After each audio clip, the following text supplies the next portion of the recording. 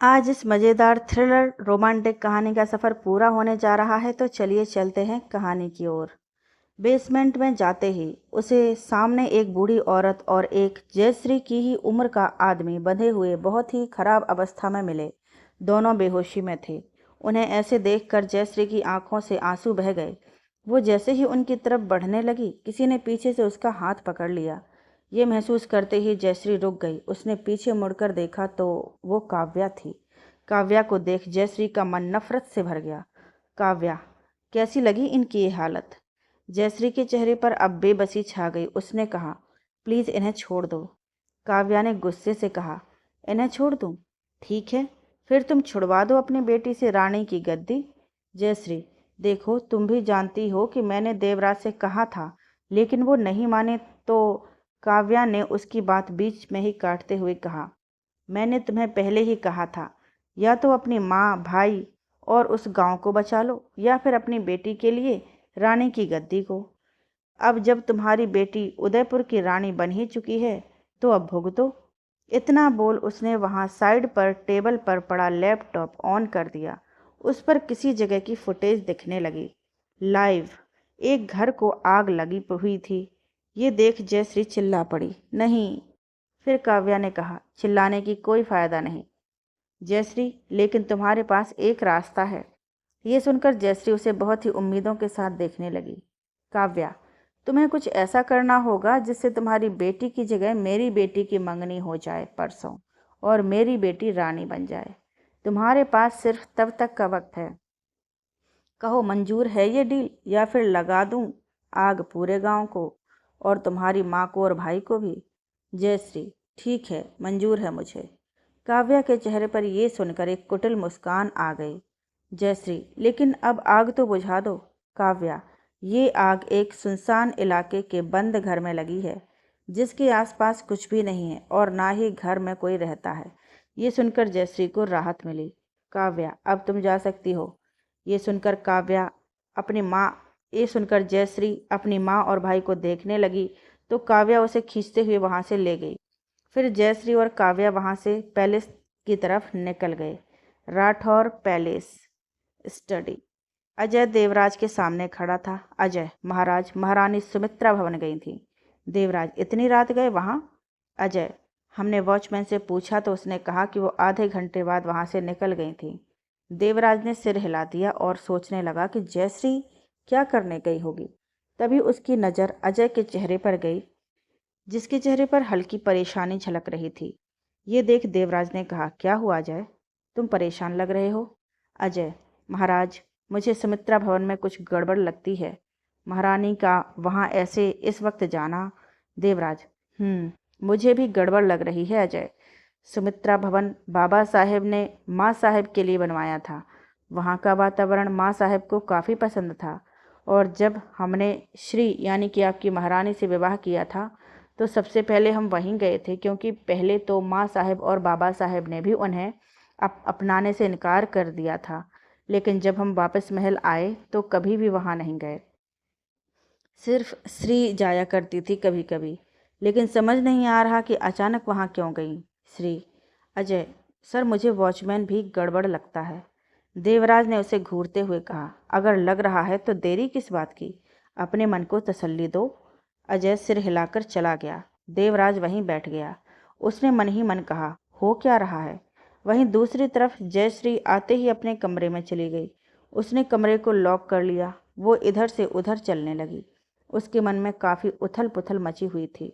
उसने मन ही मन कहा, हम माँ और भाई को और अपने पूरे गांव को दांव पर लगाकर अपनी बेटी को रानी नहीं बना सकते। हम इतने निर्दयी तो नहीं, लेकिन अब हम ऐसा क्या करें कि आदि की जगह मंगनी आंचल की हो जाए। हे महादेव, कोई रास्ता दिखाइए। तभी उसे आद्रिका के साथ हुआ वार्तालाप याद आया। उसने खुद से कहा, अर्णव। आद्रिका और अर्णव के बीच सब हो चुका है। अगर हम अर्णव और आद्रिका को मिला दें तो ये मंगनी कैंसिल, और फिर आंचल ही बनेगी यहाँ की रानी। लेकिन नहीं नहीं, हम अपनी बेटी की शादी किसी गैंगस्टर से नहीं करवा सकते। क्या भरोसा कब वो मेरी बेटी को छोड़ दे। क्या करूं मैं? जयश्री को कुछ समझ नहीं आ रहा था कि वो क्या करे। अगर वो आद्रिका की शादी अर्नव से करवाने का सोचती है तो उसे अर्नव के गैंगस्टर होने की बात खलने लगती है, और अगर वो ये ना करे तो मंगनी को रोकने का कोई ठोस कदम नहीं मिलता उठाने के लिए। वहीं दूसरी तरफ जूलिया अपने कमरे में बैठे मुस्कुराए जा रही थी। तभी कमरे में काव्या आ गई। काव्या उसे ऐसे मुस्कुराते देख असमंजस में पड़ गई। उसने कहा, ऐसे क्यों मुस्कुरा रही हो? यहाँ हम हार गए और तुम हो कि मुस्कुराए जा रही हो? जूलिया मुस्कुराते हुए बेड से उठी। उसने अपनी माँ के हाथ पकड़े और गोल गोल घूमने लगी। ये देख काव्या ने चीखते हुए कहा, रुक रुक रुक, अरे चक्कर आ रहे हैं मुझे। रुक जा मेरी माँ, कौन सा दौरा पड़ रहा है तुझे? जूलिया रुक गई और फिर बेड पर बैठकर हंसने लगी। काव्या ने 1 मिनट अपने आप को संभालने में लगाया और फिर जूलिया से कहा, कौन सा दौरा पड़ गया है तुझे? जूलिया ने कहा, खुशी का दौरा। काव्या उसे अजीब भावों से देखने लगी। काव्या, किस बात की खुशी है तुम्हें? इस बात की खुशी कि हम उन माँ बेटी से हार गए। जूलिया ने मुस्कुराते हुए कहा, माँ, अगर हार ऐसी होती है ना तो मुझे हर वक्त हारना है। अरे इस हार में तो मेरी ही जीत है। काव्या को कुछ समझ नहीं आ रहा था कि जूलिया क्या कह रही है। उसने असमंजस में कहा, तुझे हारना है? और हार में जीत कैसे हुई? रानी की गद्दी तो आद्रिका ले गई। जूलिया, रानी की गद्दी ले गई? रानी की गद्दी गई तेल लेने। ये सुनते ही काव्या की आंखें बड़ी हो गईं। अरे इसी रानी की गद्दी के कारण तो उस बेचारी आद्रिका को किसी और से मंगनी करनी पड़ रही है, और अब अर्नव सिर्फ मेरा है। काव्या, कौन अर्नव? जूलिया फिर उसे सब बताती है। सब कुछ सुनकर काव्या के चेहरे पर एक रहस्यमयी मुस्कान आ जाती है। वो बोली, अब तो आद्रिका की शादी अर्नव से ही होगी, चाहे बाढ़ आ जाए या सुनामी। ये सुनकर जूलिया चौंक गई। उसने कहा, माँ, क्या कह रही हैं आप? अर्नव से मैं शादी करना चाहती हूँ। काव्या ने उसे फटकारते हुए कहा, चुप। अर्नव से मैं शादी करना चाहती हूँ। भूल जा अर्नव को और अपनी मंगनी के लिए तैयार रह। और अगर तूने मेरे प्लान में कोई भी हस्तक्षेप किया तो मुझसे बुरा कोई नहीं होगा। भूलना मत, माँ हूँ तेरी। इतना बोल काव्या बिना जूलिया की बात सुने चली गई। जूलिया ने खुद से कहा, आद्रिका और अर्नव को तो मैं कभी अपने बुरे सपने में भी एक नहीं होने दूंगी। वहीं काव्या के दिमाग में बहुत कुछ चल रहा था, लेकिन क्या वो तो सिर्फ खुद काव्या ही जानती थी। काव्या ने खुद से कहा, ये अर्नव सिंह शेखावत तो मेरे बहुत ही काम की चीज़ है। इसी की मदद से अब मैं रानी बनूंगी। इतना बोल वो अपने कमरे में चली गई। अगले दिन सुबह 7 बजे आद्रिका का कमरा। आद्रिका अपने कमरे में बैठी बैठी बार बार अर्नव को फ़ोन लगा रही थी, लेकिन फ़ोन स्विच ऑफ था। ये देख आद्रिका की आंखों में आंसू आ गए। उसने मन ही मन कहा, क्या क्या अनु मुझे छोड़ रहा है? क्या वो मुझसे प्यार नहीं करता? क्या बस उसने मेरा इस्तेमाल किया है? क्या माँ सही कह रही है? क्या उसने मेरे साथ खेल खेला? आद्रिका अपने आप के अंदर कुछ टूटा महसूस कर रही थी। तभी उसके दिमाग में कुछ आया। उसने गूगल खोला और अर्नव सिंह शेखावत सर्च किया। कुछ ही देर में उसकी नज़रों के सामने अर्नव के द्वारा किए गए सभी कांड सामने आ गए। लोगों के मर्डर, ड्रग्स, गोल्ड और डायमंड की स्मगलिंग और ह्यूमन ट्रैफिकिंग। कितने सारे जुर्म देखकर आद्रिका का दिमाग घूम गया। उसने अपना फ़ोन बंद करके रख दिया। तभी कमरे में एक मेड आई और कहा, रानी साहब, आपको महाराज अपने कमरे में बुला रहे हैं। आद्रिका सिर हिला देती है। फिर वो मेड के साथ देवराज के कमरे में जाती है। वहाँ देवराज के साथ जयश्री भी मौजूद थी, लेकिन जयश्री के चेहरे पर थोड़ी सी परेशानी झलक रही थी, जिसे वो छुपाने की कोशिश कर रही थी। देवराज ने आद्रिका को अपने पास बुलाया। आद्रिका उसके पास गई। देवराज ने फिर उसके सिर पर हाथ फेरकर कहा, अभी आई थी आप और अभी जा रही हैं? अच्छा तो बिल्कुल भी नहीं लग रहा, लेकिन आज तक जिन बाप के फ़र्ज़ों से दूर था, अब उनमें से आखिरी फ़र्ज़ निभाने का वक्त आ चुका है। लेकिन ये कभी मत सोचना मेरी राजकुमारी कि अब आप हमारे लिए पराई हो चुकी हैं। इस महल के दरवाजे हर वक्त आपके लिए आपको खुले मिलेंगे, और हम ये भी जानते हैं कि कभी ऐसी परिस्थिति नहीं आएगी। आद्रिका कुछ नहीं कहती, बस मायूसी से सिर हिला देती है। तभी वहाँ काव्या और जूलिया भी आ जाती हैं। काव्या, आपने हमें बुलाया राजा साहब? देवराज ने आराम से लेकिन थोड़ा सख्त होकर कहा, अब हम महाराज हैं, ना कि राजा। ये सुन काव्या ने सक पकाकर कहा, माफ़ करिएगा महाराज। फिर देवराज ने आद्रिका के सिर पर हाथ फेरकर कहा, जी वो असल में हम आज आद्रिका को कुछ उपहार देने लगे थे जिन पर उसका हक है, तो बस हम चाहते थे कि सबके सामने उन्हें दें। काव्या ने मुंह बना लिया और जूलिया बस मायूस आद्रिका को देख मंद मंद मुस्कुरा रही थी। वो जानती थी उसकी उदासी के पीछे की वजह। फिर देवराज ने अपनी अलमारी में से कुछ बॉक्स निकाले। वो बॉक्स बेशकीमती हीरे और मोतियों से जड़े हुए थे। ये देख काव्या हैरान रह गई। उसके मन में लालच आ गया। देवराज ने वो बक्से जयश्री को पकड़ाए। जयश्री ने जब उन बक्सों को देखा तो उसके पीछे की जिम्मेदारी उसे याद आने लगी। उसे याद आने लगा वो पल जब उसे ही बक्से मिले थे सुमित्रा की तरफ से। जयश्री ने देवराज की तरफ देखा तो देवराज ने आद्रिका की तरफ इशारा किया। जयश्री ने एक गहरी सांस ली और पहला बक्सा खोला। उसमें बहुत ही खूबसूरत सोने के कंगन थे। उन पर तरह तरह के मोती जड़े हुए थे। उन कंगनों को देख जयश्री की आंखें नम हो गईं। उसे वो पल याद आने लगा जब सुमित्रा ने उसे ये कंगन खुद अपने हाथों से पहनाए थे। फ्लैशबैक। जयश्री को महल में आए सिर्फ 2 दिन हुए थे और सुमित्रा के साथ उसकी बॉन्डिंग बहुत अच्छी हो गई थी। जयश्री सुमित्रा के कमरे में बैठी थी। सुमित्रा ने वही कंगन निकाले। सुमित्रा ने उन कंगन को देखते हुए कहा, बहू रानी, जब मैं आई थी ना इस महल में, तब ये कंगन मुझे मेरी सास यानी यहाँ की पूर्व महारानी ने दिए थे। मेरी सास बहुत ही कड़क मिजाज की थी। उन्होंने मेरे कई इम्तिहान लिए, फिर जाकर मेरा विवाह आपके महाराज से कराया। लेकिन अब वक्त आ गया है कि मैं अपनी जिम्मेदारी तुम्हें सौंप दूं, क्योंकि आखिरकार तुम अब यहाँ की रानी साहब हो। बहू रानी, ये सिर्फ कंगन नहीं है, बल्कि ये एक ऐसी निशानी है जो तुम्हें हमेशा याद दिलाएगी कि ये रियासत तुम्हारे हाथ में है। तुम या तो इसे संवार सकती हो या तो बिगाड़। जयश्री ने मन ही मन खुद से कहा, माँ साहब, हम नहीं जानते हम सही कर रहे हैं या नहीं, लेकिन कुछ भी करने का कोई गलत इरादा नहीं है। हम नहीं जानते कि इसका अंजाम आगे क्या होगा, लेकिन फिर भी कर रहे हैं क्योंकि हम जानते हैं आपका आशीर्वाद और विश्वास सदा हमारे साथ है। फिर उसने वो कंगन आद्रिका के हाथों में पहनाने शुरू किए। आद्रिका बस शांति से ये सब देख रही थी, लेकिन वहीं काव्या गुस्से भरी नज़रों से उसे देख रही थी। जयश्री, आदि, ये कंगन मुझे माँ साहब यानी मेरी सास यहाँ की पूर्व महारानी ने दिए थे। बेटा, इन कंगनों को कहीं गलती से भी सिर्फ कंगन मत समझ लेना, बल्कि ये वो हथकड़ी हैं जो तुम्हें हमेशा इस रियासत राज्य में रखेगी। इन कंगनों की तरह ये रियासत भी तुम्हारे हाथ में है। या तो संवार लो या तो बिगाड़ दो।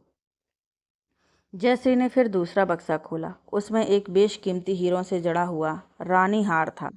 जयश्री ने बक्सा बेड पर रखा और फिर वो रानी हार आद्रिका के गले में पहना दिया और कहा, बेटी, ये हार जैसे तुम्हारे गले में सजा हुआ है ना, वैसे ही तुम्हें इस रियासत को भी सजाना है।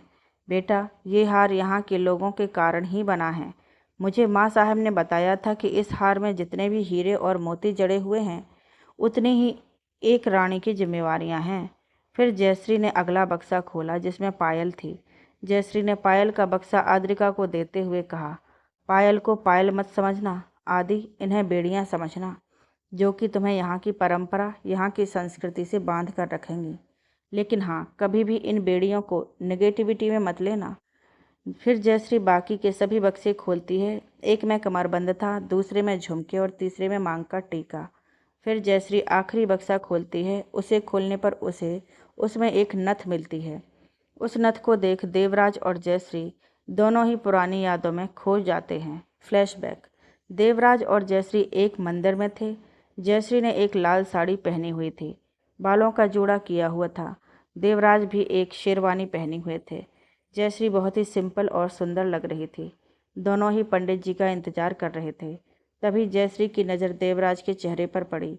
देवराज के चेहरे पर परेशानी झलक रही थी। ये देख जयश्री बोली, देव, अगर आप ये नहीं करना चाहते तो कोई बात नहीं। देवराज ने यह सुनकर हड़बड़ाहट में कहा, नहीं श्री, मैं तुमसे शादी करना चाहता हूँ, वो भी पूरे मन से। जयश्री, फिर परेशान क्यों हैं? देवराज ने कहा, श्री, तुमने हमारे खानदान का एक भी जेवरात नहीं पहना, उसके बिना हमारे यहाँ शादी अधूरी मानी जाती है। ये सुनकर जयश्री भी परेशान हो गई। जयश्री, देव अब दोनों ही परेशान हो गए थे। तभी जयश्री ने कुछ सोचकर कहा, देव, आप हमेशा अपने पास अपनी दादी साहब की नथ रखते हैं, वो भी तो खानदानी जेवरात है। आप वही दे दें हमें, हम वही पहन लेंगे, इससे शादी अधूरी भी नहीं रहेगी। ये सुनकर देवराज ने कहा, अरे हाँ, मुझे पहले याद क्यों नहीं आया, मैं अभी लेकर आया। नथ गाड़ी में होती है तो वो गाड़ी में से नथ लेने चला जाता है। थोड़ी देर बाद गाड़ी में से नथ लेकर वो मंदिर में आता है और फिर वो नथ खुद जयश्री को पहनाता है। वो नथ जयश्री पर बहुत जच रही थी। उन पलों को याद कर दोनों, जयश्री और देवराज की आंखें भर आईं। जयश्री ने वो नथ आद्रिका को देते हुए कहा, आदि, इस नथ को आप हमेशा संभाल कर रखिएगा, क्योंकि इससे हमारी और महाराज की एक गहरी याद जुड़ी हुई है। वहीं इतने सारे जेवरात को देखकर तो काव्या जैसे पागल सी हो गई थी। अगर उसका बस चलता तो अब तक वो आद्रिका से सारे जेवरात छीन चुकी होती, लेकिन देवराज के वहाँ मौजूद होने से अपने आप को काबू में किया हुआ था। फिर देवराज आद्रिका से कहता है, हमें बहुत दुख है कि हम आपके साथ ज़्यादा समय भी नहीं बिता पाए और आप दूसरे घर की होने जा रही हैं। तभी जूलिया ने कहा, क्या बाबा साहेब, इतना खुशी का मौका है, इसे ऐसे गम में व्यर्थ नहीं करना चाहिए। इतना बोल जूलिया आद्रिका के गले लग जाती है। ये देख आद्रिका की आंखें फटी की फटी रह जाती हैं और वहीं देवराज दोनों बेटियों में इतना प्यार देखकर खुश हो जाते हैं। काव्या के भी होठों पर ये देख एक लंबी मुस्कान थी। वहीं जूलिया ने आद्रिका के कान में धीमी आवाज़ में कहा, खुशी का ही तो मौका है, आखिरकार अर्णव अब सिर्फ मेरा जो है। फिर वो उससे अलग हो जाती है उसका रिएक्शन देखने के लिए, लेकिन आद्रिका का चेहरा भावहीन होता है, जिसे देख जूलिया के अरमानों पर पानी फिर जाता है, क्योंकि वो उसे टूटा हुआ देखना चाहती थी। तभी वहाँ अजय आ गया और बोला, महाराज, एक ज़रूरी बात करनी थी। देवराज ये सुन सभी को वहाँ से भेज देते हैं। आद्रिका सीधा अपने कमरे में जाती है, जयश्री मंदिर में और काव्या और जूलिया अपने अपने कमरे में जाती हैं। शाम 6 बजे देवराज हॉल में खड़ा बार बार दरवाजे की तरफ देख रहा था। ये देख वहाँ बैठी काव्या ने कहा, क्या हुआ महाराज, कोई आ रहा है क्या? देवराज, जी, आद्रिका के होने वाले ससुराल वाले आ रहे हैं। ये सुन वहाँ बैठी आद्रिका हैरान रह जाती है। जयश्री भी ये सुन परेशान हो जाती है। काव्या जयश्री को कुछ इशारा करती है तो जयश्री उसे पलकें झपकाकर आश्वासन दे देती है। उन दोनों के ये इशारे वहाँ कोई और था जो देख रहा था। तभी वहाँ एक गार्ड आया और बोला, महाराज, राजावत परिवार आया है। देवराज, उन्हें लेकर आओ। कुछ देर बाद वहाँ एक बूढ़ा आदमी, लेकिन एक रौबदार पर्सनैलिटी रखने वाला, और साथ में एक बूढ़ी औरत, लेकिन चेहरे पर नूर था। उन्हीं के पीछे एक बहुत ही अच्छी पर्सनैलिटी रखता नौजवान चला आ रहा था। उन्हें देख देवराज के चेहरे पर बहुत ही बड़ी मुस्कान थी। देवराज ने आगे बढ़कर बूढ़ी औरत और आदमी के पैर छू लिए। उन्होंने भी उसे आशीर्वाद दिया। उस नौजवान ने भी आगे बढ़कर देवराज, जयश्री और काव्या के पैर छू लिए। फिर वो सब वहाँ बैठ गए। देवराज ने फिर कहा, श्री, ये हैं, बूढ़े आदमी की तरफ इशारा करते हैं, ये हैं आनंद राजावत, बाबा साहेब के बहुत ही अच्छे दोस्त हैं। ये हैं उनकी पत्नी साधना राजावत, और ये हैं, नौजवान की तरफ इशारा करते हुए, अंश राजावत, इनका पोता और राजावत इंडस्ट्रीज़ का मालिक। यही है लड़का। फिर देवराज आनंद से कहता है, बाबा, ये हैं, जयश्री की तरफ इशारा करते, मेरी पत्नी और यहाँ की बड़ी महारानी साहब, जयश्री देवराज सिंह राठौर। ये हैं, काव्या की तरफ इशारा करते हुए, यहाँ की छोटी महारानी साहब, काव्या सिंह राठौर। ये हैं, जूलिया की तरफ इशारा करते हुए, हमारी छोटी बेटी आंचल सिंह राठौर। और ये हैं, आद्रिका की तरफ इशारा करते हुए, मेरी बड़ी बेटी, यहाँ की रानी साहब और आपकी होने वाली बहू आद्रिका देवराज सिंह राठौर।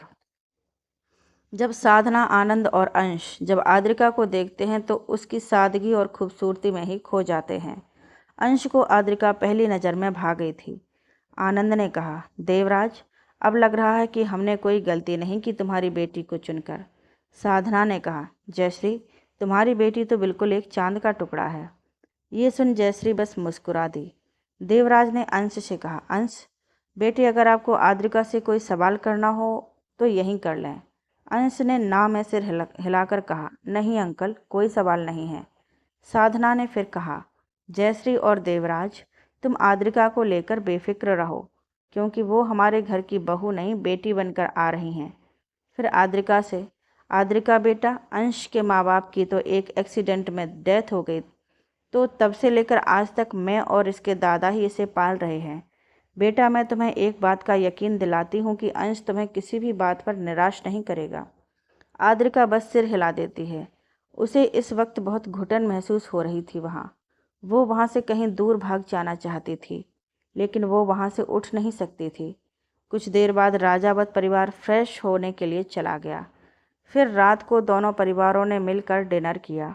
अंश और आद्रिका के बीच इतनी बातचीत नहीं हुई, लेकिन अंश मन ही मन आद्रिका को पसंद कर चुका था, और वहीं आद्रिका ने अब तक ढंग से उसे देखा तक नहीं था। उसके दिल में तो सिर्फ एक ही शख्स था, अर्नव सिंह शेखावत, जो कि इस वक्त बहुत ही बुरे हालातों में फंसा हुआ था। अगले दिन पूरे महल में अगले दिन की मंगनी की तैयारियां जोरों शोरों से हो रही थीं। ये सब देखकर आद्रिका को घुटन सी महसूस हो रही थी, और वहीं जयश्री ये सोच सोचकर परेशान थी कि वो ऐसा क्या करे कि जिससे जूलिया की मंगनी हो जाए। इधर जूलिया तो खुशी से नाच रही थी, लेकिन काव्या भी इस वक्त बहुत परेशान थी। काव्या का कमरा। काव्या अपने कमरे में बैठी फ़ोन को घूरे जा रही थी, तभी उसका फ़ोन बज पड़ा। उसने नंबर देखा और झट से कॉल उठा लिया। सामने वाला आदमी बोला, प्रणाम महारानी साहब। काव्या ने कड़क आवाज़ में कहा, प्रणाम, कुछ पता लगा? सामने वाले आदमी ने कहा, नहीं महारानी साहब, ना जाने ये छोरा कौन से बिल में छुपा बैठा है। ये खबर तो पक्की है कि वो उदयपुर पहुंच चुका है, लेकिन उदयपुर के किस कोने में है यही पता नहीं चल रहा। पूरे उदयपुर में आदमी फैले हुए हैं, लेकिन पता नहीं लग रहा। काव्या ने फिर कड़क आवाज़ में कहा, देख राजू, मुझे रात तक उस लड़के का ठिकाना चाहिए, वरना शायद तू अपने ठिकानों पर नहीं पहुंच पाएगा। इतना बोल उसने फ़ोन काट दिया और मन ही मन कहा, कहाँ है तू? अज्ञात स्थान। एक गोडाउन जैसी जगह थी, बहुत ही अंधेरा था, वहाँ चारों तरफ आदमी फैले हुए थे। तभी बाहर एक गाड़ी रुकी। गाड़ी की आवाज़ सुनते ही अंदर एक आदमी ने लाइट ऑन कर दी। तभी गोडाउन का शटर खुला और एक शख्स अंदर आ गया। उसके अंदर आते ही शटर बंद हो गया। वो शख्स कुछ बक्सों के पीछे गया तो वहाँ बंधा हुआ था कोई, और बेहोशी की हालत में था। उस शख्स ने एक आदमी की वहाँ की लाइट ऑन करने का इशारा किया। लाइट ऑन होते ही उस शख्स का चेहरा दिखा। वो शख्स कोई और नहीं बल्कि देवराज था। देवराज का चेहरा भावहीन था। उसकी नज़रें सामने कुर्सी पर बैठे शख्स पर थीं। उसका चेहरा झुका हुआ था। देवराज ने एक आदमी को कुछ इशारा किया तो वो आदमी पानी लेकर आया और उसने वो पानी उस शख्स के मुंह पर फेंक दिया। ये महसूस करते ही वो शख्स हड़बड़ाकर होश में आया। उसने अपना सिर उठाया तो सामने अर्नव था। अपने सामने देवराज को देख अर्नव ने कहा, मुझे यहाँ क्यों लाए हो?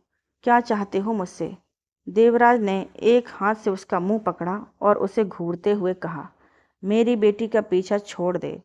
ये सुनकर अर्नव हंस पड़ा। अर्नव ने कहा, ओह, तो तुम्हें लगता है कि अगर तुम मुझे ऐसे यहाँ बांध दोगे तो मैं आरू का पीछा छोड़ दूंगा? गलतफहमी है तुम्हारी मिस्टर देवराज सिंह राठौर। आरू सिर्फ और सिर्फ मेरी है, उसे तो मैं पाकर रहूँगा। अर्नव की बात सुन देवराज को बहुत गुस्सा आया। उसने सीधा थप्पड़ जड़ दिया।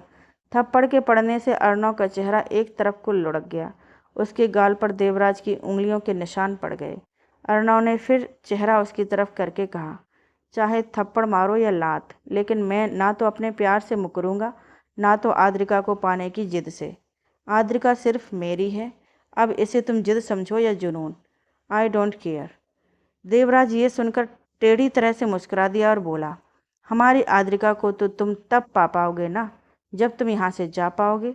ये तुम्हारी मुंबई नहीं बल्कि हमारा उदयपुर है। यहाँ पर पट भी मेरा, चित भी मेरा। बिना मेरी मर्जी के यहाँ पत्ता तक नहीं हिलता। और तुम यहाँ से जाना चाहते हो? कभी भी नहीं। कल मेरी बच्ची की सगाई है और फिर 1 हफ्ते बाद शादी। तब तक तुम यहाँ से कहीं नहीं जा पाओगे। अर्नव ने गंभीरता से कहा, अगर मैं कल मंगनी में पहुँच गया तो? उसका सवाल सुन देवराज हंस दिया और बोला, असंभव। लेकिन अगर ऐसा हो भी जाता है तो मैं खुद अपनी बेटी का हाथ तुम्हारे हाथ में सौंप दूंगा, लेकिन ये असंभव है।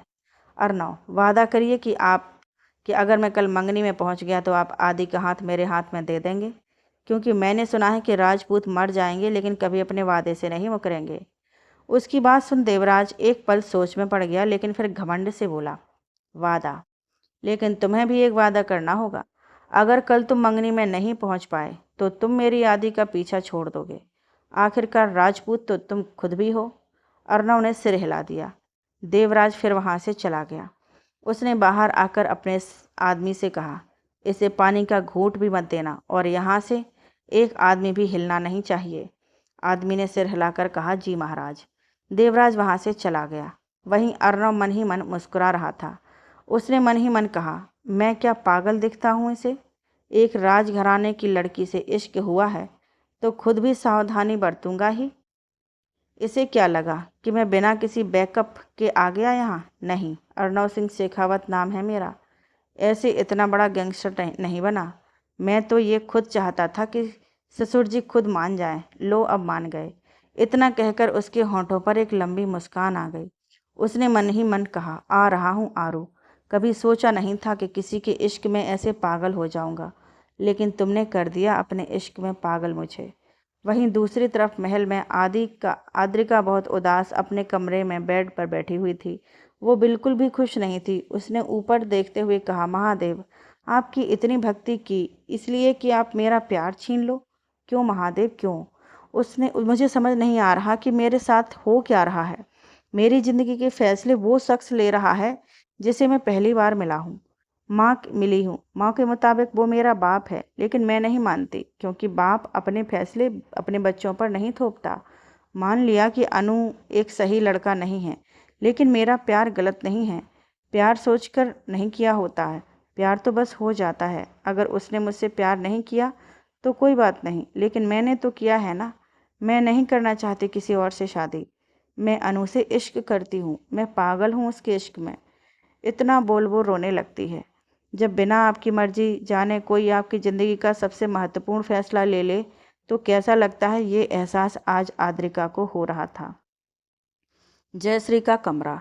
जयश्री अपने कमरे में बैठी सोच में डूबी हुई थी कि उसका दरवाज़ा किसी ने खटखटाया। जयश्री ने दरवाज़ा खोला तो सामने काव्या थी। काव्या को देख जयश्री ने कहा, तुम यहाँ? काव्या ने आसपास नज़र घुमाते हुए कहा, अंदर चलो। जयश्री उसे अंदर ले आई। काव्या, कुछ सोचा कल के लिए? जयश्री, अभी सोच रही हूँ। काव्या, लेकिन मैंने सोच लिया है। जयश्री, क्या? काव्या फिर उसे अपना सारा प्लान बताती है। सब कुछ सुनकर जयश्री ना में सिर हिलाते हुए बोली, नहीं नहीं, ये तो आदि के साथ धोखा होगा।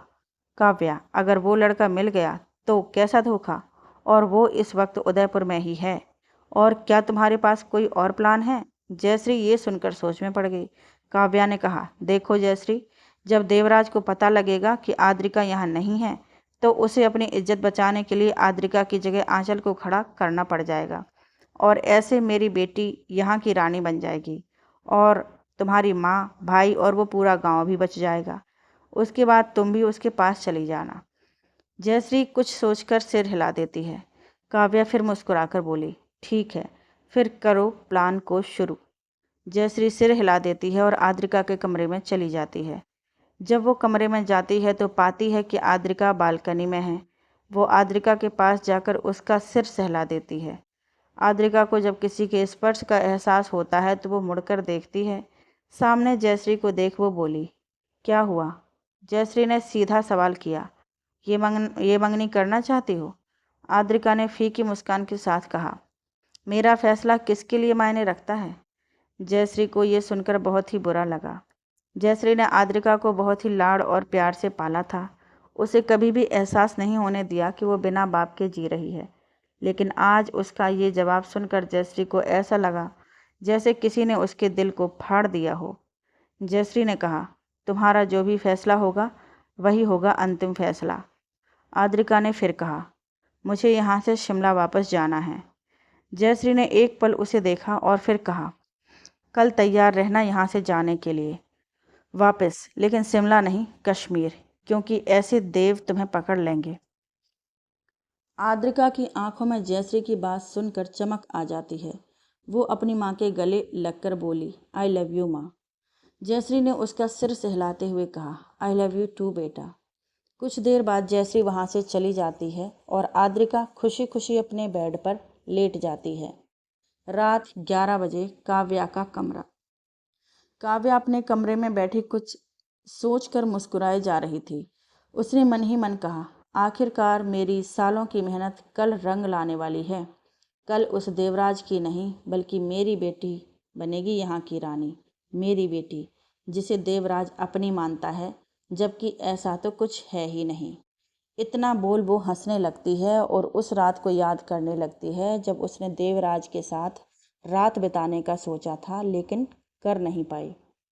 फ्लैशबैक। देवराज बेड पर लेटा हुआ था। काव्या उसे ऐसे देख मुस्कुरा दी। देवराज आधे होश में था और आधे नहीं।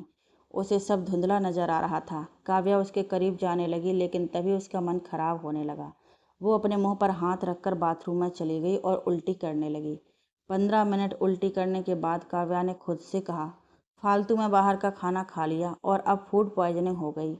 थोड़ी देर बाद मुंह धोने के बाद वो बाहर आई तो देवराज की तरफ बढ़ गई, लेकिन तभी उसका फ़ोन बज पड़ा। ये देख उसने गुस्से से कहा, कोई चैन से जीने क्यों नहीं देता। उसने फ़ोन उठाया और देखा कि उसकी डॉक्टर का कॉल है।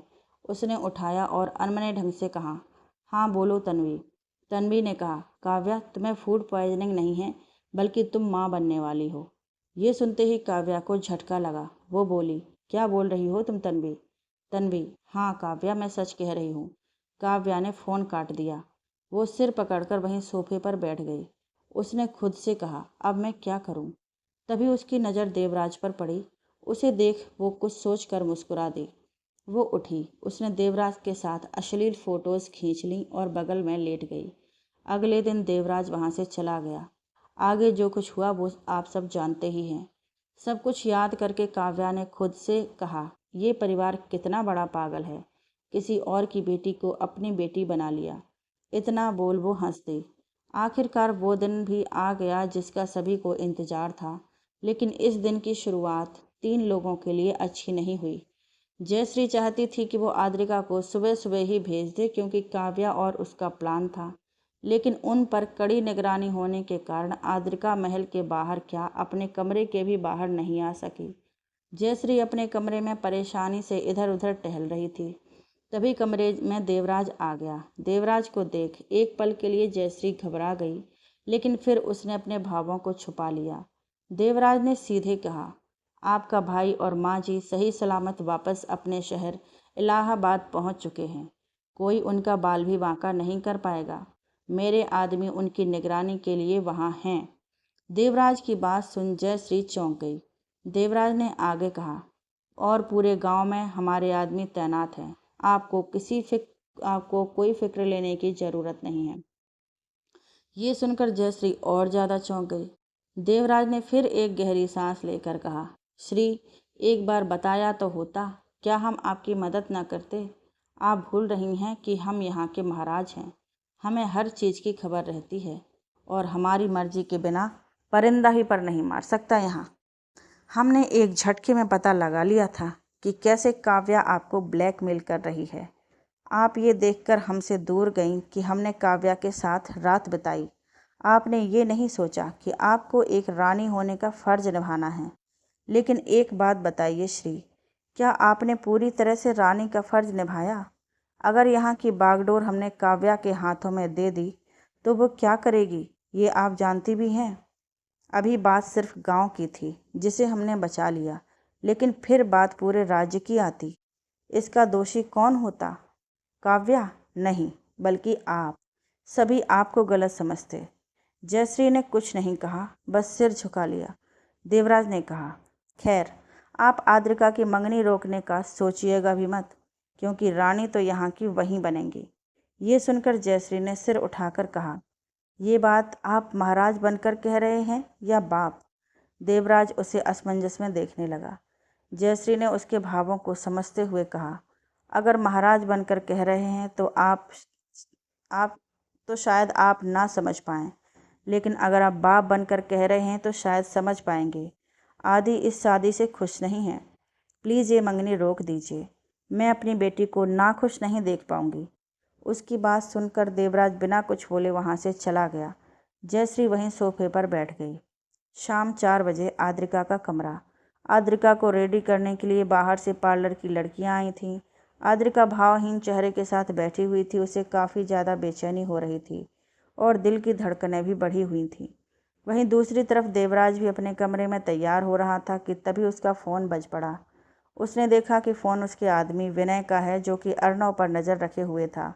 देवराज ने फ़ोन झट से उठा लिया तो उसे सामने से विनय की दर्द से भरी आवाज़ सुनाई दी। प्रणाम महाराज। उसकी ऐसी आवाज़ सुनकर देवराज घबरा गया। उसने कहा, क्या हुआ विनय, सब ठीक तो है? विनय, महाराज हमें माफ़ करिएगा, हम आपके आदेश का पालन नहीं कर पाए, वो छोरा भाग गया। ये सुनते ही देवराज के होठों पर मुस्कान आ गई। उसने फ़ोन काट दिया और अजय को फ़ोन लगा दिया। अजय ने भी झट से फ़ोन उठा लिया। देवराज ने कहा, तैयार रहो। देवराज फ़ोन काट देता है। देवराज मन ही मन बोला, स्वागतम। 2 घंटों बाद महल में गेस्ट आने शुरू हो चुके थे। देवराज और जयश्री सभी का स्वागत कर रहे थे। वहीं काव्या गुस्से से आग बबूला हुई पड़ी थी। कुछ ही देर में वहाँ अंश और उसका परिवार आ गया। अंश ने वाइट शर्ट के साथ ब्राउन पैंट पहनी थी, काफ़ी हैंडसम लग रहा था। थोड़ी देर में आद्रिका भी आ गई। आद्रिका ने गोल्डन कलर का हैवी लहंगा पहना था, वो भी हैवी ज्वेलरी के साथ। सभी उसे देख मंत्रमुग्ध हो गए। आज आद्रिका चांद से उतरी अप्सरा ही लग रही थी, लेकिन फिर भी एक कमी थी और वो थी उसकी मुस्कान। उसके चेहरे पर मुस्कान नहीं थी। आद्रिका को अंश के बगल में खड़ा कर दिया गया। पंडित जी ने कहा, महाराज मुहूर्त हो चुका है। देवराज ने जयश्री से कुछ इशारा किया। वो मंदिर में चली गई। उसने सामने महादेव की मूर्ति के आगे हाथ जोड़कर कहा, सब आपके भरोसे है शिव जी। फिर वो वहाँ से अंगूठियों का थाल उठाती है और हॉल की तरफ बढ़ जाती है। हॉल में आकर वो जैसे ही अंगूठियों का थाल वहाँ खड़ी साधना को देती है, काव्या आगे बढ़कर नीचे से थाल उछाल देती है। धड़ाम की आवाज़ से थाल नीचे गिर जाता है और अंगूठियाँ भी। सभी हैरानी से काव्या को देख रहे होते हैं। काव्या ने गुस्से से चीखकर कहा, ये मंगनी नहीं हो सकती। देवराज, आप हमें धोखा दे रहे हैं। पहले मेरा इस्तेमाल किया, फिर मेरी बच्ची को अपनाने से इनकार कर दिया। अब रानी की गद्दी पर बैठने का हक आंचल का है। अरे जयश्री तो आज तक यहाँ नहीं रही और ना ही उसकी बेटी। आद्रिका को क्या पता होगा यहाँ के नियम कानून के बारे में। आद्रिका से अच्छी रानी मेरी बेटी साबित होगी। तभी देवराज ने कहा, लेकिन काव्या, वो तुम्हारी बेटी है, मेरी नहीं। काव्या ने फिर चिल्लाकर कहा, महाराज मुकरिए नहीं, हमारे पास सबूत हैं उस रात के।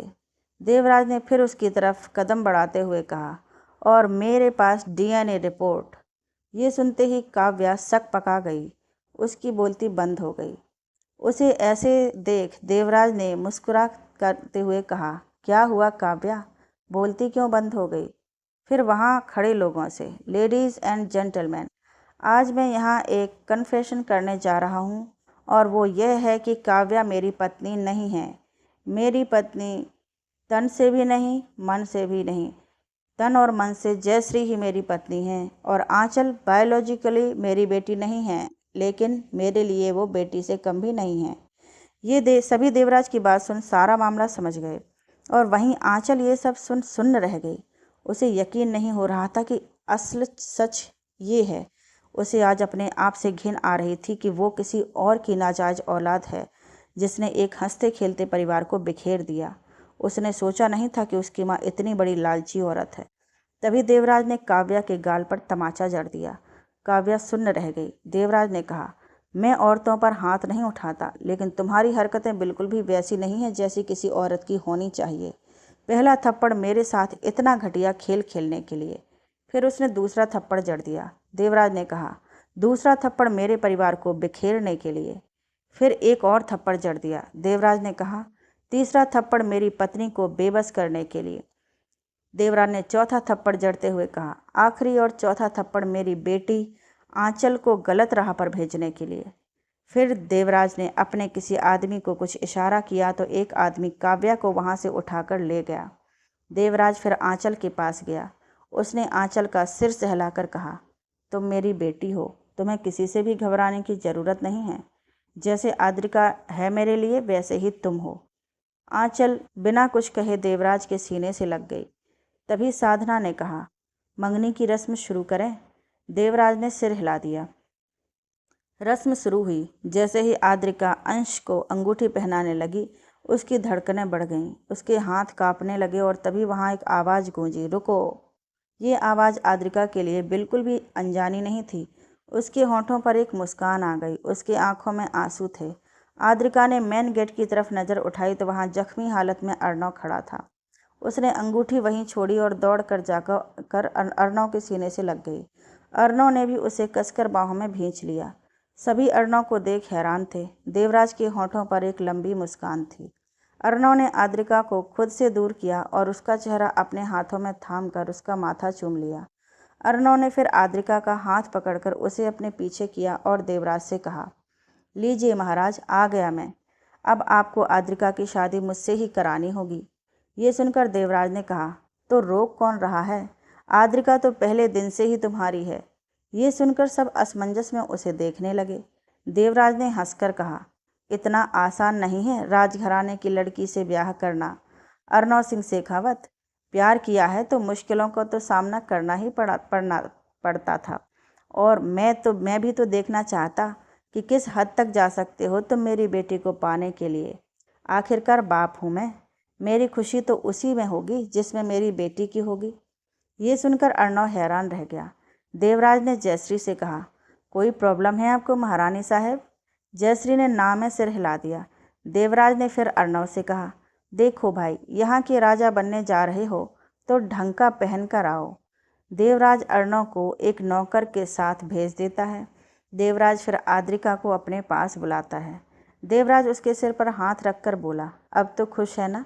आद्रिका बिना कुछ बोले देवराज के सीने से लग जाती है और कहती है, शुक्रिया पापा। पापा सुनकर देवराज की आंखों में आंसू आ जाते हैं और उसे सीने से लगते देख उसके दिल को ठंडक मिलती है। फिर वो आद्रिका को खुद से दूर करता है और आंचल के पास जाकर उससे बोला, आंचल, अंश से हमने आपका रिश्ता पक्का कर दिया है। उन्हें इससे कोई दिक्कत नहीं है, लेकिन हम आपसे पूछना चाहते हैं कि आपको कोई दिक्कत है? आंचल एक नज़र खुश आद्रिका पर डालती है और फिर बोलती है, जैसा आप चाहें बाबा। ये सुनकर देवराज खुश हो गया। फिर कुछ ही देर में अर्णव आ गया। पहले आद्रिका अर्णव की मंगनी हुई और फिर आंचल अंश की।